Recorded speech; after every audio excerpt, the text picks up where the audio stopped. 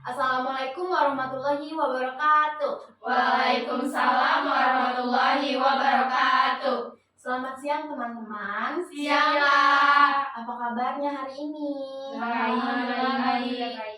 Oke, di sini kakak akan menjelaskan tentang materi periodisasi sejarah perkembangan tari di Indonesia. Jadi sebelum itu kalian boleh mencari atau menelusuri tentang periodisasi sejarah perkembangan tari di Indonesia ini melalui internet atau melalui Google. Jadi pada saat kakak menerangkan dan kakak akan menanyakan suatu hal ke kalian, kalian boleh mencari melalui internet. Tapi sedangkan kalau kalian sudah menjawab dan kakak bilang iya, terus nanti kalian udah tidak akan memegang handphone lagi. Dimengerti? Baik, kita mulai ya. Jadi teman-teman, pada siang hari ini kita akan belajar tentang materi sejarah tari. Ada yang tahu pengertian tari itu apa?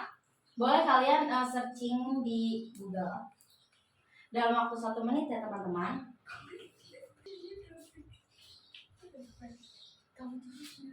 Izin menjawab, Kak. Ya.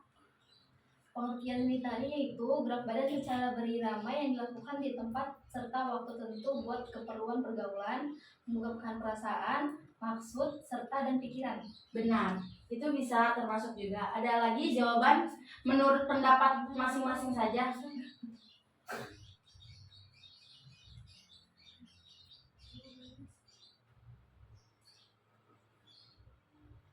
Ada lagi?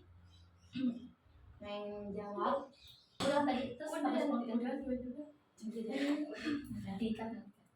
Izin menjawab, Kak. Iya, boleh. Tari adalah gerak tubuh ritmis sebagai ungkapan ekspresi jiwa pencipta gerak sehingga menghasilkan keindahan dan makna yang mendalam. Ya, benar. Itu juga termasuk. Ada yang ingin menjawab? Sudah, Kak. Kak.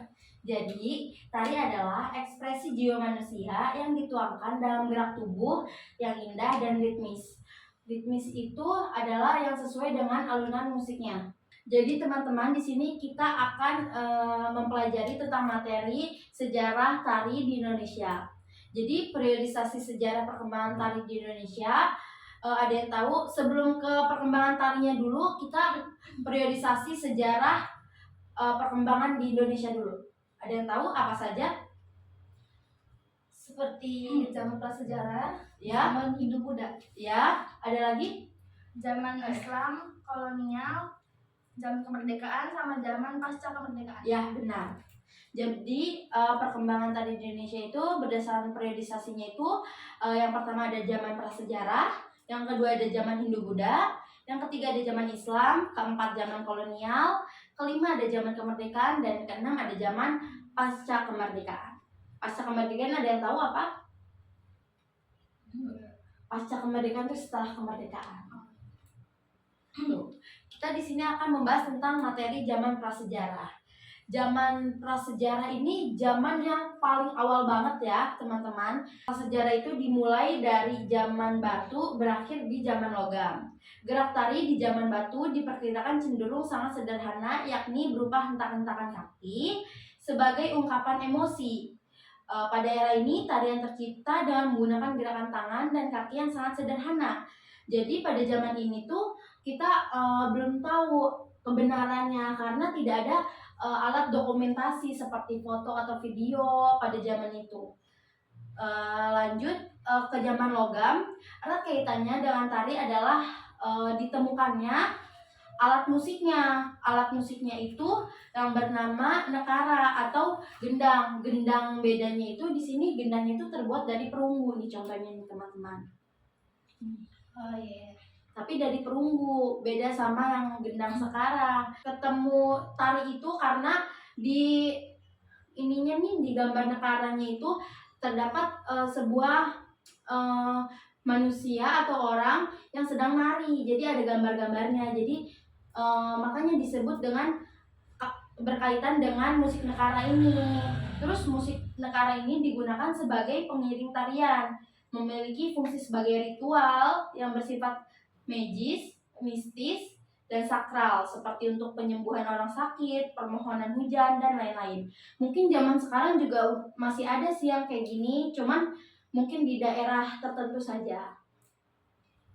Lanjut, yang kedua ada zaman apa? Hindu-Buddha. Nah ya, di sini ada zaman Hindu-Buddha itu ada yang tahu nggak peninggalan dari zaman Hindu-Buddha ini real life-nya itu apa? Di apa aja? Candi Prambanan, Ya, Candi Borobudur. iya benar. Jadi Candi Borobudur dan Candi Prambanan melalui real life pada candi-candi peninggalan Hindu-Buddha ditemukan bentuk-bentuk tari, jenis musik yang mengiringi serta fungsi tarinya. Tuh, jadi kenapa ini disebutkan seperti ini? Karena di contoh dari si candi itu ada gambar orang sedang menari dan sedang memainkan alat musiknya, teman-teman. Tuh. Terus tari sering digunakan sebagai sarana pemujaan kepada dewa. Adapun dewa yang erat paling kaitannya dengan tari adalah Dewa Siwa. Ada yang tahu Dewa Siwa itu apa? Iya tahu. Yang ada ya filmnya juga kan, Dewa Siwa. Terus yang disebut sebagai Siwa Nataraja itu Siwa Raja Penari. Mahata itu sebagai penari besar, dan Natapraya di masa kerajaan Mataram kuno, masa pemerintah Airlangga itu di Kahuripan kesenian berkembang sangat pesat, termasuk seni tarinya. Ini contoh dari Candi Borobudur dan Candi Prambanan ya teman-teman, bisa dilihat. Kelihatan jelas. Kan di sini ada yang nari-nari tuh contohnya, ada yang memainkan alat musiknya juga. Terus selanjutnya di sini ada yang ketiga itu ada zaman apa? Islam. Ya, zaman Islam ini perkembangan tari itu cukup pesat gitu daripada zaman sebelumnya. Terus perkembangan tari cukup mengembirakan karena melahirkan berbagai gaya tari seperti yang terjadi pada tari budaya dan tari serimpi, merupakan jenis tarian hiburan raja sekaligus tari yang berfungsi sebagai upacara istana yang berkembang di zaman ini. Karena zaman Islam ini masih berbentuk kerajaan gitu ya pemerintahannya, jadi tarian ini sebagai hiburan raja dan berfungsi itu sebagai upacara istana saja, karena dimainkannya tarian ini tuh hanya di dalam istana, hanya untuk raja saja. Selanjutnya di sini ada zaman kolonial. Zaman kolonial ini kerajaan Mataram yang terpecah menjadi Kesultanan Surakarta dan Kesultanan Yogyakarta. Dua kesultanan tersebut tuh kemudian pecah kembali karena kan udah pecah, terus pecah lagi. Surakarta terpecah menjadi Kasunan dan Mangkunegara. Yogyakarta terpecah menjadi Kesultanan dan Paku Alam. Terpecah tersebut nampaknya memberikan dampak pada perkembangan gaya tari di Jawa Tengah. Karena perpecahan ini muncullah 4 gaya tari. Namun hanya 2 gaya tari yang nampak jelas perbedaannya. Ada yang tahu? Kalian boleh searching deh. 2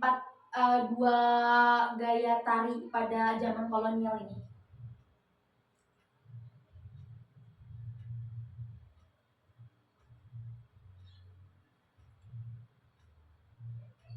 Ada yang bisa menjawab dari yang hasil kalian cari? Izin menjawab. Ya, boleh. Yang tadi saya cari di detik.com, Ya, gaya Surakarta yang berkesan romantik dan Yogyakarta yang berkesan klasik. ya benar, betul sekali. Itu menurut yang tadi kamu searching itu, ya benar, karena perbedaannya itu gaya Surakarta itu yang berkesan dengan romantik dan gaya Yogyakarta itu yang berkesan dengan klasik. Di daerah Nusa Tenggara Barat terdapat tari tradisional yang mendapat pengaruh dari budaya kolonial juga. Selain dari daerah Jawa, beralih ke daerah Nusa Tenggara Barat. Pengaruh dari budaya kolonial seperti tari rudat. Tari rudat yang berasal dari suku Sasak, Lombok merupakan hasil akulturasi dari berbagai budaya seperti Turki, Belanda, dan Lombok. Selanjutnya yaitu zaman kemerdekaan.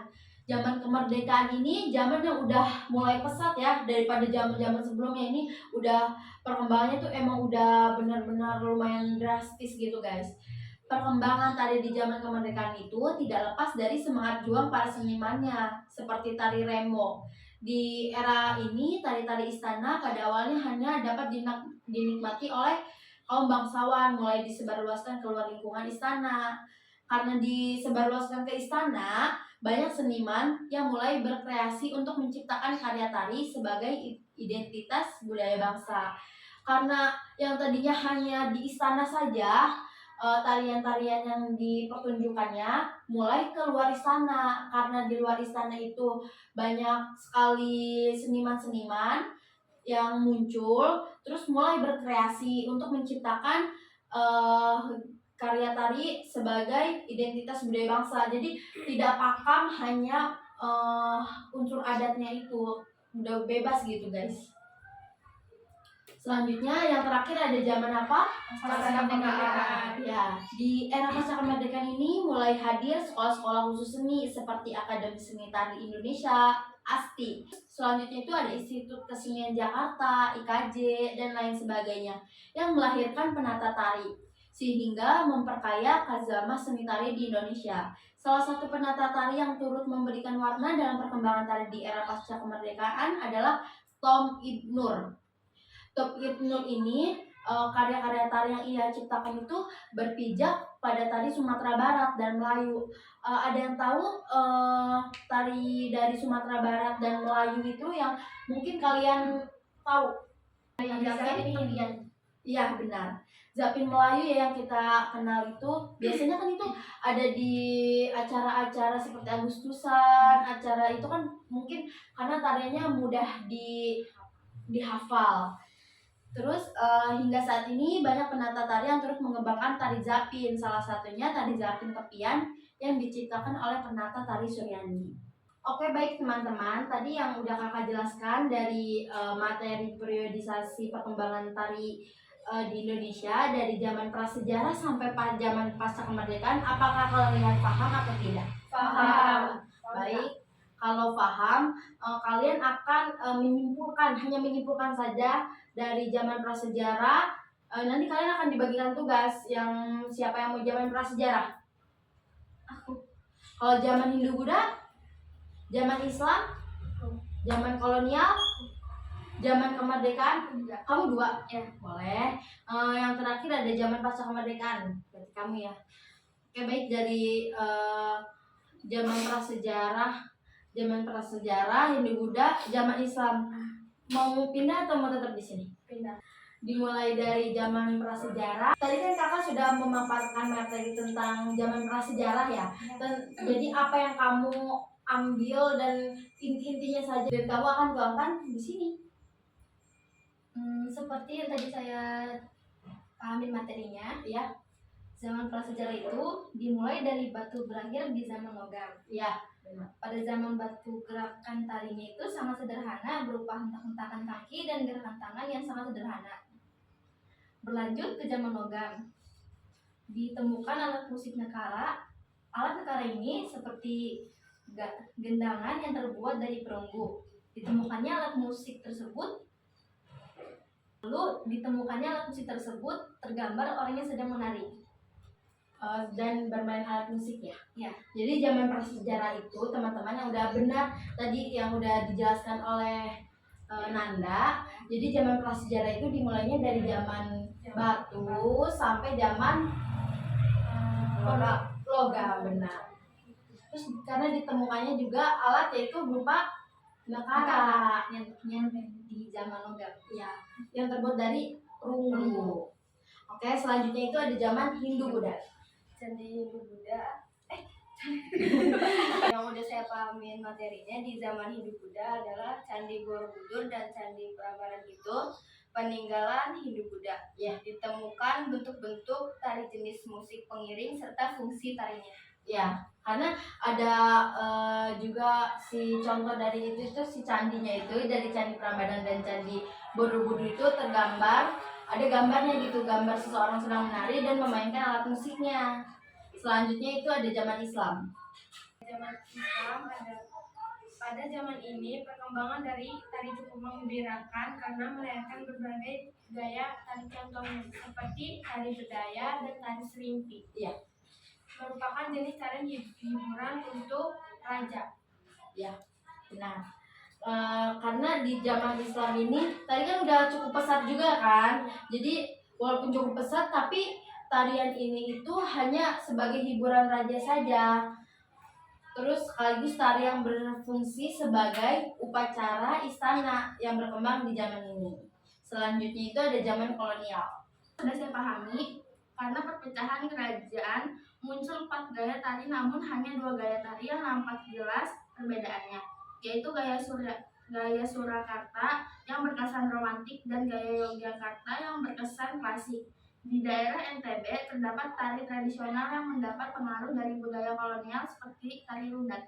Ya. Di sini kakak akan menjelaskan sedikit tentang tari rudat. Tari rudat itu tari yang berasal dari suku Sasak. Terus suku Sasak itu terdapat di Lombok, merupakan hasil akulturasi dari berbagai budaya seperti Turki, Belanda, dan Lombok. Oh iya kak. Terus selanjutnya itu ada zaman kemerdekaan. Siapa yang ingin menjelaskan zaman kemerdekaan? Kamu lagi ya? Boleh. Seperti yang sudah saya pahami, zaman kemerdekaan itu awalnya hanya dinikmati oleh kaum bangsawan, lalu disebarluaskan keluar istana. Karena disebarluaskan di istana, lalu banyak seniman berkreasi untuk menciptakan karya tari sebagai identitas bangsa. Iya, identitas budaya bangsa. Oke, baik. Selanjutnya ada zaman pasca kemerdekaan. Yang sudah saya pahami, zaman pasca kemerdekaan itu berkembang karena mulai hadir sekolah-sekolah khusus kesenian yang melahirkan penata tari di Indonesia. Contohnya itu Tom Ibnur, dia mengembangkan tari Japin. Iya benar. Sebenarnya Tom Ibnur ini tari yang ia ciptakan itu berpijak pada tari Sumatera Barat dan Melayu. Terus hingga saat ini banyak penari yang turut mengembangkan tari Japin. Salah satu tari Japin tepian itu yang diciptakan oleh penata tari Suryani. Oke, baik teman-teman yang udah kami jelaskan, apakah materi ini cukup paham atau tidak? Paham. Oke, baik, terima kasih karena kita materi ini sudah selesai materinya. Kakak ucapkan terima kasih banyak. Kurang lebihnya mohon maaf. Wabillahi taufiq wal hidayah. Wassalamualaikum warahmatullahi wabarakatuh. Waalaikumsalam warahmatullahi wabarakatuh.